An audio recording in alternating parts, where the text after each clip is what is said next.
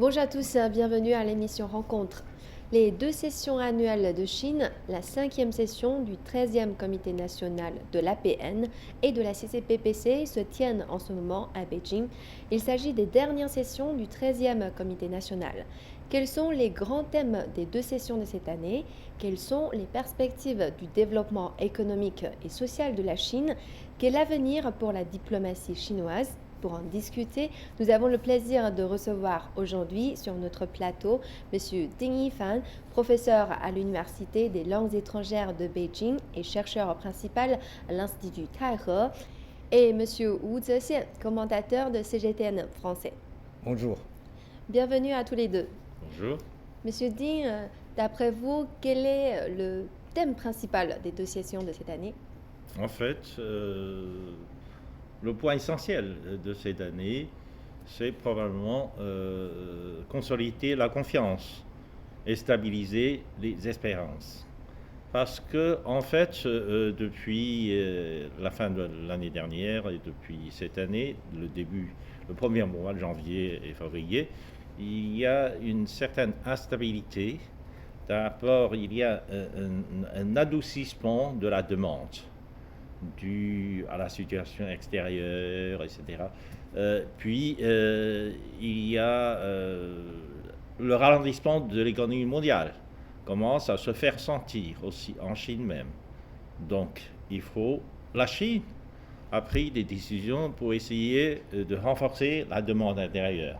Donc, il faut consolider la confiance dans cette direction-là. Puis, comme les matières premières, le prix des matières premières ont monté depuis l'année dernière, le taux d'inflation s'est élevé très rapidement en Europe, aux États-Unis, au Japon, etc., dans tous ces pays développés. Donc ça a créé une espèce d'inquiétude. Donc, alors, on sait très bien que l'inflation est liée étroitement à l'espérance de la population. Et donc, il faut essayer de stabiliser les espérances sur, par exemple, le développement, sur la tendance inflationniste du monde et en Chine, parce que jusqu'à maintenant, le taux d'inflation, le CPI, ce qu'on appelle les indices les plus importants de l'inflation, sont très bas, relativement, en Chine par rapport au reste du monde. Et pour cela, il faudrait assurer la population de la stabilité de politique monétaire et fiscale en Chine, et de la demande qui allait s'accroître un petit peu avec la politique publique du gouvernement cette année. Et Monsieur Wu, d'après vous, quels seront les sujets qui méritent le plus d'attention cette année? Évidemment, d'abord, c'est la croissance économique, comme le professeur Ting vient d'évoquer. Voilà, c'est certainement le souci principal de tout le monde, voilà, du gouvernement, mais aussi de la population. Voilà, l'année dernière, on a eu une performance remarquable, c'est-à-dire on a connu une croissance de plus de 8%. Voilà, c'est tout à fait exceptionnel, vu le temps de la pandémie. Bon, mais cette année, est-ce qu'on pourrait atteindre le même objectif? Alors, quel sera le même objectif fixé par les deux sessions? Voilà, tout ça, je crois que c'est le souci numéro un de tout le monde.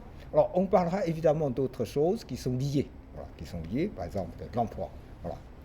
Chaque année, je crois que c'est la préoccupation numéro un du Premier ministre, parce que lui, il a toujours insisté sur l'importance de créer des emplois. Mais comment créer des emplois? Il faut avoir la croissance économique. Bon, alors ça c'est un deuxième sujet. Et puis, sécurité sociale, je crois que c'est aussi un sujet discuté constamment, voilà, dans tous les milieux. Voilà, je crois que c'est aussi l'une des priorités du gouvernement chinois, c'est-à-dire améliorer toujours sans arrêt le système de protection sociale, voilà, pour apporter plus de bien-être à toute la population chinoise.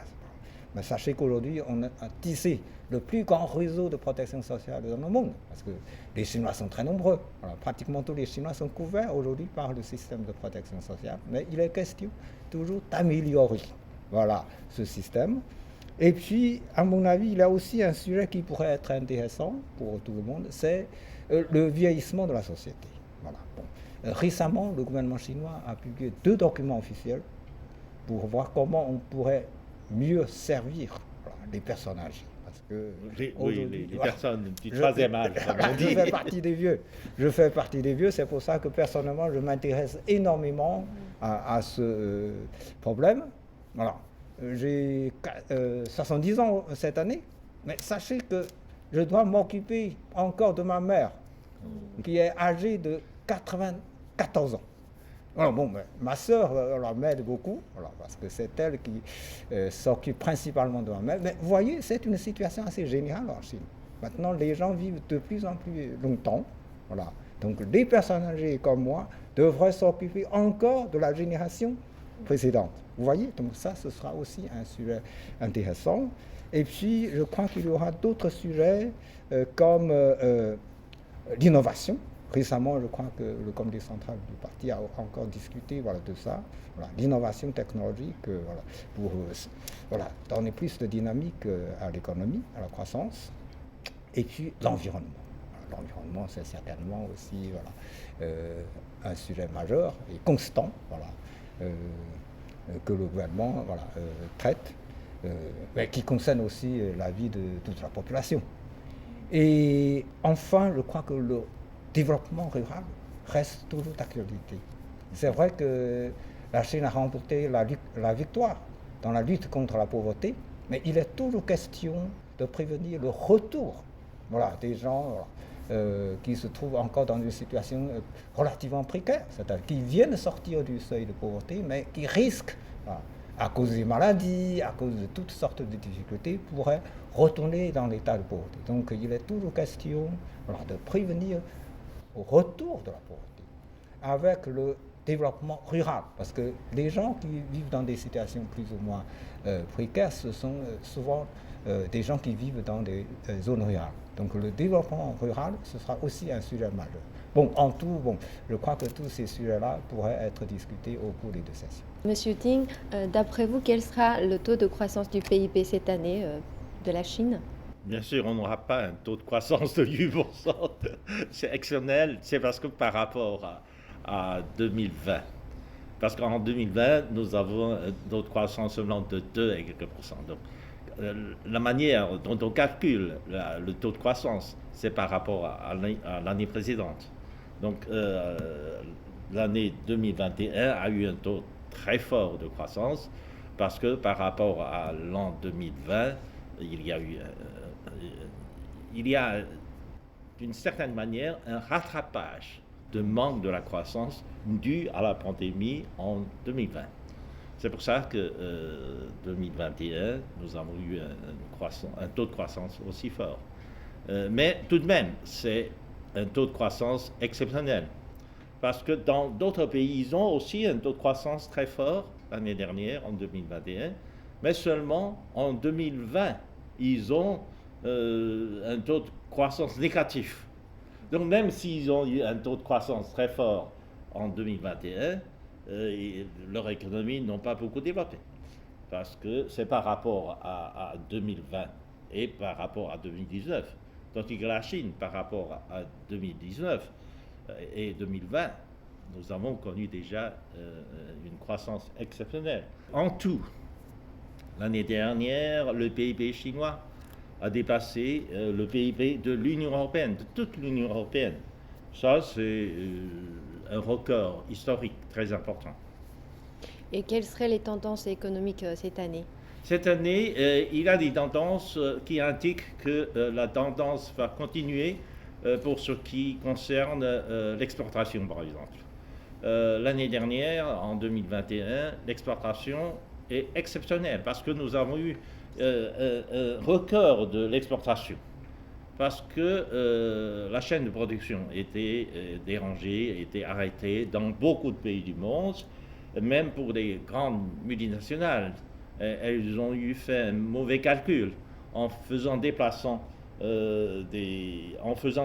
des chaînes de production de Chine vers d'autres pays, vers les pays du sud-est asiatique, vers l'Asie du Sud, etc.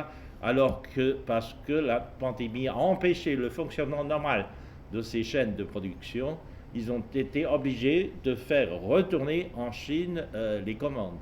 Ce qui fait que l'exportation l'année dernière était exceptionnelle. Jusqu'à maintenant, ça continue parce que les commandes ne cessent d'arriver en Chine pour le premier semestre, pour le deuxième semestre, mais on pense qu'avec le radoucissement de la pandémie à travers le monde, la chaîne de production pourrait se rétablir petit à petit dans d'autres pays du monde. Et alors, à ce moment-là, l'exportation chinoise va se ralentir aussi. Et ça va affecter un peu le taux de croissance de l'économie chinoise.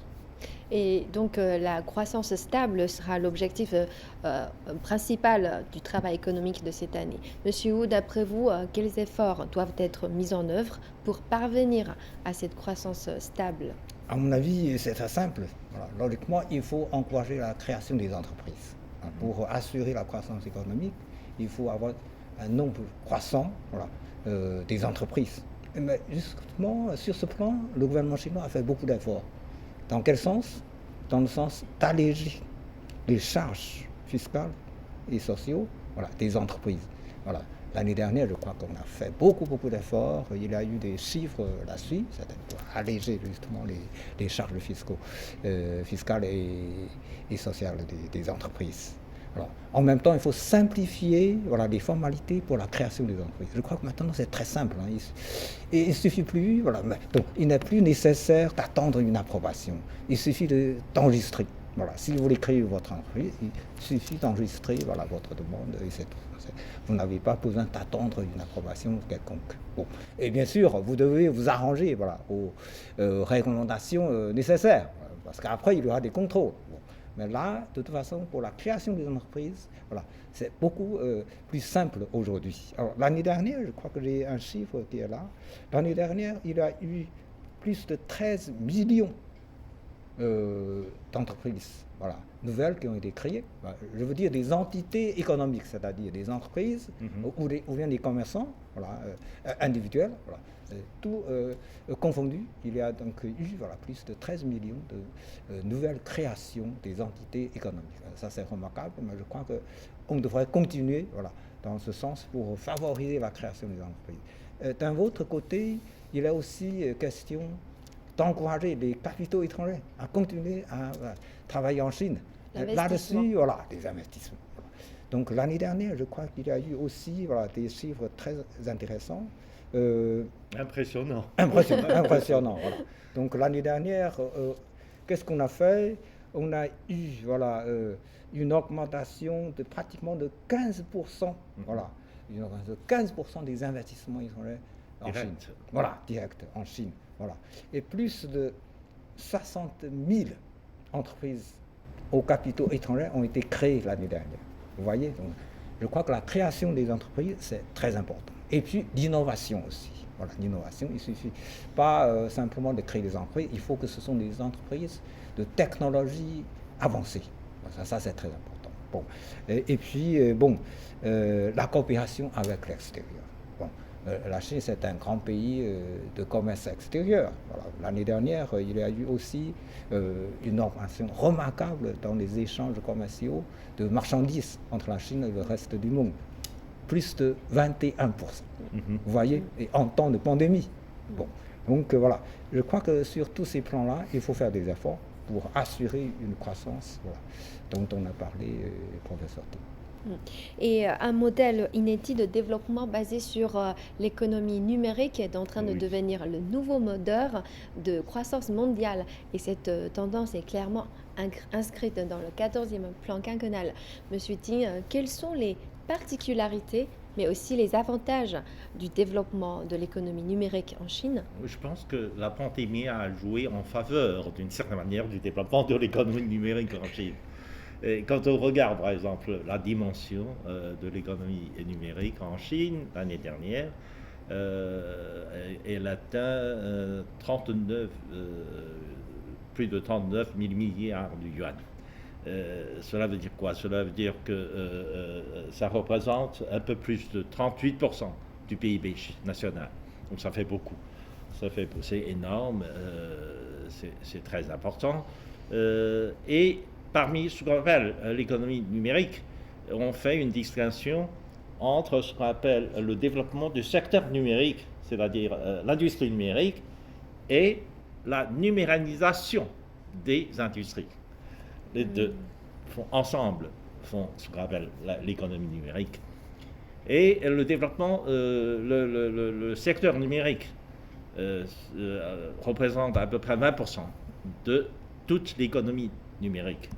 Et la numérisation des secteurs industriels représente à peu près 80% de valeur ajoutée, de développement, etc. Et en termes de villes, les grandes villes, par exemple, Pékin, Beijing, Shanghai, Guangdong, etc., toutes ces grandes villes représentent à peu près 50% de leur économie est considérée comme aujourd'hui économie numérique. En fait, c'est quelque chose de très spectaculaire. Cette fois-ci, on vient d'organiser les Jeux olympiques d'hiver. Et les sportifs de tous les pays ont vu de leurs propres yeux le résultat du développement de l'économie numérique. Dans les villages olympiques, etc., les sportifs ont pu se réjouir des avantages que leur apporte le développement de l'économie numérique en Chine. Par exemple, ils ont pu prendre des repas dans des restaurants complètement automatiques. Il n'y a même pas de cuisinier, pas de serviteur, tout est servi par les robots, les plats, etc. Tout est fait par des instruments numériques. Et donc tout cela font partie de l'économie numérique en Chine. Cette année, il y a aussi des plans de développement très importants pour l'économie numérique. Par exemple, cette année, nous avons eu un plan de développement important pour Big Data. C'est un secteur avec beaucoup d'espace de développement. Et notre secteur de développement cette année, c'est des calculs cloud, des nuages, l'intelligence artificielle. Cette année, depuis un certain nombre d'années, le secteur de l'intelligence artificielle est en plein boom. On a vu ça aux Jeux olympiques d'hiver et ça va continuer cette année. Il va y avoir beaucoup de produits qui sont liés au développement de l'intelligence artificielle. Dernièrement, c'est les applications liées à la technologie de communication 5G. 5G, c'est des infrastructures de communication. Et sur ces infrastructures de communication sont en train d'émerger beaucoup d'applications. Et ça, c'est aussi un secteur de croissance très importante pour l'économie numérique. Et le double objectif carbone, le pic des émissions d'ici 2030 et la neutralité à l'horizon 2060 est au cœur des stratégies de développement de la Chine. Et durant les JO d'hiver, la Chine a respecté ses engagements et a montré sa détermination à atteindre ces objectifs. Monsieur Wu, d'après vous, dans quel secteur va-t-on assister aux bouleversements les plus importants dans les années? Cela touche au premier chef le secteur énergétique, oui. Forcément. Alors, les anciennes mines de charbon, on en a déjà fermé beaucoup. J'ai visité un site de mine de charbon, près de Suzhou, qui est connu pour sa production de charbon minière de l'époque. Voilà. Ce site a été transformé complètement en parc naturel. On a fermé carrément la mine. Alors, on ne peut pas se passer de l'énergie. Qu'est-ce qu'on a fait à la place? On a conservé quelques mines qui sont équipées de la technologie de charbon propre. Pour les autres mines qui ne sont pas en mesure de s'équiper, eh bien, on les ferme. Et puis, il faut développer également d'autres énergies nouvelles. L'énergie solaire, l'énergie éolienne, l'énergie nucléaire, voilà, et puis l'énergie hydraulique. Ça, la Chine a fait beaucoup dans ce sens, mais il faut continuer, parce que je crois qu'aujourd'hui, le charbon constitue quand même les combustibles principaux de la Chine, même si ça s'est beaucoup baissé. Voilà, ça s'est beaucoup baissé. Mais il faut continuer, et puis il faut utiliser toujours la technologie du charbon propre, mais il faut surtout remplacer le charbon par d'autres énergies. Et puis, à propos justement des voitures, parce que les voitures constituent une source de pollution énorme. Maintenant, ce que je constate, c'est que les consommateurs commencent à apprécier les voitures de l'énergie nouvelle. Parce qu'au début, c'était un peu réticent. Les gens étaient réticents parce que est-ce que ça pourrait assurer voilà, un trajet long?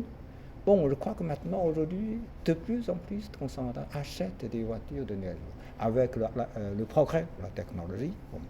Et puis, bon, avec le changement de mentalité aussi. Les gens sont conscients de la nécessité de préserver la nature. Et puis, les matériaux écologiques aussi. Parce que, voilà, pour avoir des matériaux qui ne polluent pas. Voilà. Je crois que tous ces secteurs-là sont à développer pour contribuer justement à atteindre les deux objectifs dont vous avez parlé. Voilà. En fait, durant les derniers Jeux olympiques d'hiver, ça aussi, la Chine a fait montrer l'efficacité de l'énergie renouvelable chinoise.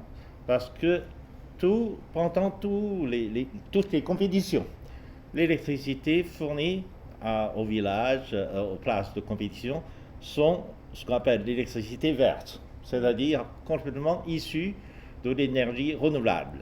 C'était de l'énergie solaire, éolienne, etc. Et en plus, on a réussi à faire en sorte que même dans la nuit, ça peut continuer à produire de l'électricité parce que dans la journée, l'énergie a été concentrée pour attirer l'eau dans un réservoir et dans la soirée, c'est l'énergie hydraulique. L'eau descend, elle fait fonctionner la turbine, donc ça produit aussi de l'électricité. Donc nous avons réussi à créer un cycle complètement écologique. Complètement de l'énergie complètement renouvelable. Et donc, il n'y a eu aucune émission pour les Jeux olympiques d'hiver cette fois-ci. Mais en plus, M. Wu a fait mention des véhicules. Cette fois-ci, les véhicules utilisés pour les sportifs, etc., sont des véhicules d'énergie nouvelle. Parce qu'il n'y a pas de voitures à essence ou à diesel, ce sont des voitures ou hydrogène ou électriques. Et donc cela montre que finalement la Chine non seulement a décidé de poursuivre cette politique écologique, de la politique duelle de la neutralité carbonique et le pic, d'abord le pic de l'émission, puis la neutralité carbonique, mais aussi les moyens, les capacités d'arriver à ces objectifs. Et le document numéro 1 du gouvernement central pour l'année 2022 met l'accent sur les efforts indispensables pour faire avancer de manière générale la revitalisation rurale. Monsieur Ting, quelles sont les principales difficultés auxquelles est confronté aujourd'hui le travail de revitalisation rurale? En fait, oui, c'est le principal souci du gouvernement chinois, de faire en sorte que des régions pauvres de la campagne qui viennent d'être sorties de la pauvreté ne retournent pas dans la pauvreté. Donc il faut leur donner des moyens de développement durable. Dans ce domaine-là, on a arrangé des mécanismes de développement, on a arrangé des fonds publics pour les encourager, etc. Les grandes sociétés commerciales en Chine ont participé à ce genre de travail. Donc il n'y a pas seulement que les efforts du gouvernement, mais il y a aussi les efforts des grandes entreprises, par exemple. Alibaba. Alibaba a créé à la campagne chinoise des villages Taobao qui permettent à ces villages d'être connectés à un réseau de redistribution nationale. En fait, le problème de pauvreté en Chine, c'est que souvent, dans des coins reculés de la campagne, les produits n'ont pas accès à un marché intéressant, à un marché plus développé, etc. Donc les produits ne peuvent pas se vendre à un prix intéressant. Tandis que Alibaba les a aidés à créer un réseau de redistribution nationale. Donc les produits locaux sont devenus maintenant des produits très appréciés par des utilisateurs d'Internet, etc. Donc ça, ce sont des mesures très concrètes, mais très efficaces, importantes. Il y a aussi un système d'entraide en Chine. Le système d'entraide en Chine est très important. Chaque ville prospère, comme Beijing, Shanghai, c'est les grandes villes qui sont très développées aujourd'hui, ont des obligations vis-à-vis des villes et des campagnes arriérées. En fait, c'est ça. Et donc les entreprises de Beijing, de Shanghai, etc., ont aussi des obligations d'investir dans les régions pauvres pour assister la population à sortir de la pauvreté. Et cet esprit de solidarité nationale, ce système d'entraide et d'échange des fonctionnaires, par exemple, sont des instruments très importants pour garantir la redistribution sociale et pour garantir que finalement la pauvreté, une fois éliminée, ne reviendra pas. La création des zones pilotes chargées de promouvoir la prospérité commune est l'un des sujets phares des 2 sessions cette année. De quoi s'agit-il exactement, M. Ting? En fait, la création de la prospérité commune, c'est des objectifs prochains de développement. Avant, par exemple, l'année dernière, l'objectif était d'éradiquer la pauvreté absolue. Ça y est, maintenant, c'est fait. Théoriquement, en Chine, il n'y a plus de Chinois qui vivent en dessous du seuil de la pauvreté. C'est fini. La pauvreté absolue, c'est fini. Il n'y a plus de pauvreté absolue en Chine. Mais la prochaine étape de développement, c'est la prospérité commune. Donc c'est un slogan, mais c'est aussi un objectif à atteindre. Et pour atteindre cet objectif de prospérité commune, eh bien, la Chine va faire comme autrefois, va tester, comme on dit, la Chine a toujours fait, pour traverser la rivière en tâtant les pierres sous les pieds. C'était une expression très imagée, oui. Très important. importante. Et là aussi, on va faire comme par le passé, c'est-à-dire on va créer quelques zones où les attentions vont accorder à la fois par le gouvernement, par les entreprises, par les individus, etc., pour faire en sorte que dans cette partie-là, on arrive à une prospérité commune pour tout le monde. Et si puis on va faire le bilan des expériences, des instruments nécessaires pour savoir quels sont les problèmes, quels sont les défis et quel genre de politique est le plus efficace pour arriver à cet objectif.